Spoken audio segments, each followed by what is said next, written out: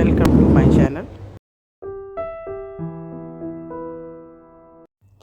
Indus river यानी सिंध नदी का उद्गम मार्ग कुछ इस तरह है।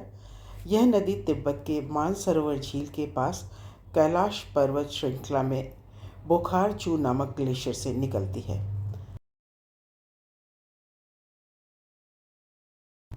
उसके बाद उत्तर पश्चिम में बहती है और भारत के लद्दाख क्षेत्र में प्रवेश करती है।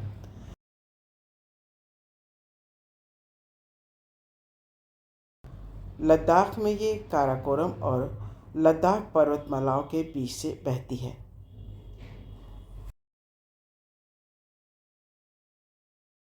फिर यह पाकिस्तान के गिलगिती और बल्तिस्तान क्षेत्र में प्रवेश करती है और अंततः अरब सागर में जाकर गिरती है।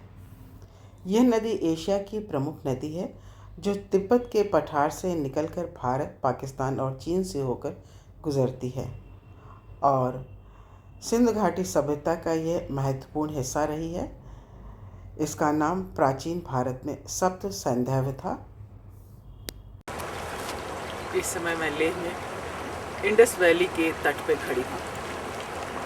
ये वो रिवर है जहाँ पर सभ्यता का विकास हुआ था।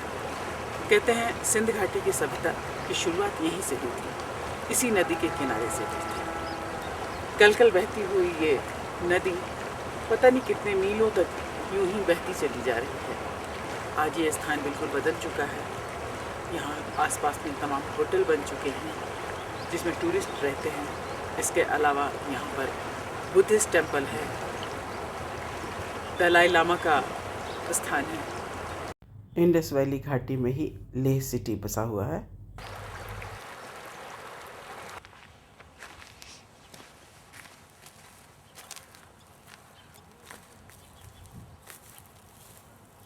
लेह में हरियाली बहुत कम है। जहाँ कहीं नदी के किनारे थोड़ा बहुत पानी है वहाँ कुछ पेड़ उगाए हैं, कुछ घास उगाए हैं। इसके अलावा यहाँ पहाड़ बिल्कुल नंगे हैं। ठंड यहाँ इतनी ज़्यादा पड़ती है कि इन पहाड़ों पर कुछ उगना संभव नहीं है। लेह में सिंधु नदी उत्तर पश्चिम दिशा में बहती है और जांस्कर नदी के साथ मिलती है। यह लेह के पास निमू गांव से पहले सिंधु और जांस्कर नदियों के संगम पर स्थित है।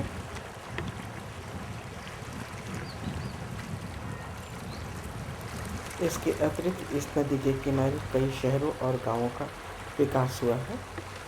सिंधु नदी बेसिन सिंचाई, जल विद्युत उत्पादन और परिवहन के लिए महत्वपूर्ण है। भारत में जम्मू और कश्मीर, लद्दाख, हिमाचल प्रदेश, पंजाब, राजस्थान, हरियाणा और चंडीगढ़ में इसका बहाव क्षेत्र है। सिंधु नदी एशिया की सबसे लंबी नदियों में से एक है। इस नदी का वार्षिक प्रवाह लगभग 283 क्यूबिक किलोमीटर है, जो लगभग 1,61,65,000 वर्ग किलोमीटर क्षेत्र को कवर करती है। सिंधु नदी की प्रमुख सहायक नदियों में जास्कर, सुरू, झेलम, चेनाब, रावी, व्यास, सतलुज, श्लोक, गिलगित, हुजा, स्वात, कुन्नार, कुर्रम, गोमल और काबुल नदी शामिल है। सिंधु नदी तिब्बत के कैलाश पर्वत से निकलती है और लद्दाख के माध्यम से बहने के बाद पाकिस्तान में प्रवेश करती है। सिंधु नदी पाकिस्तान की सबसे लंबी और राष्ट्रीय नदी है। पाकिस्तान में इसका प्रवेश दागिस्तान क्षेत्र के चिल्लर के पास से हुआ है। 1960 में भारत और पाकिस्तान के बीच सिंधु जल समझौता हुआ था, जिसके तहत 3 पूर्वी नदियों रावी, व्यास और सतलुज के जल भारत को और 3 पश्चिमी नदियों सिंधु, झेलम और चिनाब के जल पर नियंत्रण पाकिस्तान का होगा, जिस पर इन दोनों देशों के बीच इस समय विवाद चल रहा है। सिंधु नदी प्रणाली न केवल विशाल पारिस्थितिक तंत्र को बनाए रखती है और लाखों लोगों के आजीविका का समर्थन करती है, बल्कि यह हमारी दुनिया को आकार देने वाली जटिल प्राकृतिक प्रक्रियाओं का भी प्रमाण है। हिमालय की बर्फीली चोटियों से लेकर अरब सागर तक की इसकी यात्रा ऐतिहासिक महत्व, पारिस्थितिक संतुलन व जलवायु परिवर्तन तथा भू राजनीतिक मुद्दों से उत्पन्न चुनौतियों से चिन्हित है। इस महत्वपूर्ण जल मार्ग को संरक्षित करने के लिए प्रभावी प्रबंधन और संरक्षण प्रयास आवश्यक है, ताकि यह आने वाली पीढ़ियों के लिए भी भूमि और लोगों को पोषित करता रहे।